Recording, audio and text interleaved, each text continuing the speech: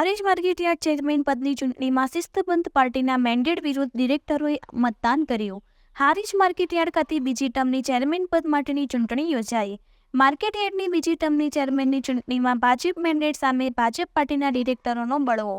બાબુભાઈ ચૌધરીના નામના મેન્ડેટ વિરુદ્ધ માર્કેટયાર્ડના ડિરેક્ટરોએ બળવો કરી મતદાન કર્યું હોવાના આક્ષેપ. ભાજપના મેન્ડેટ સાથે બાબુ ચૌધરીને 8 મત અને સામે ચૂંટણી લડનાર વાઘજીભાઈનો 9 મત મળતા 1 મતથી વિજય. એપીએમસીની ચૂંટણી હતી અને 2 દિવસ પહેલા સેન્સ લેવામાં આવ્યો હતો.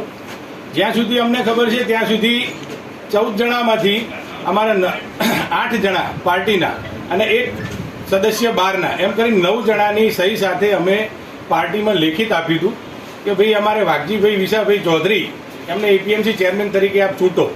બીજું કે અમને જાણવા મુજબનો વિષય એવો પણ છે કે સંગઠનનો શહેર હોય, તાલુકો હોય કે જિલ્લા લેવલના સંગઠને પણ વાઘજીભાઈનો સેન્સ આપ્યો હતો, પણ છતાંય આ કઈ રીતનો વિષય બન્યો અમને ખબર નથી.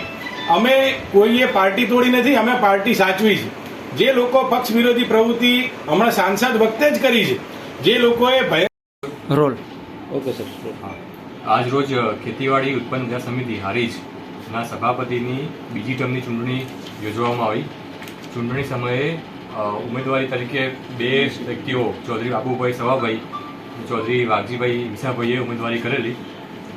ઉમેદવારી બાદ વોટિંગ આવતા ચૌધરી વાઘજીભાઈ વિસાભાઈ કુલ 9 વોટ મેળવે છે અને ચૌધરી બાબુભાઈ સવાભાઈ કુલ 8 વોટ મેળવેલ હોય ચૌધરી વાઘજીભાઈ વિસાભાઈને ખેતીવાડી ઉત્પન્ન બજાર સમિતિ હારીજના સભાપતિની બીજી ટર્મની ચેરમેન તરીકે ચૂંટાયેલા જાહેર કરી છે.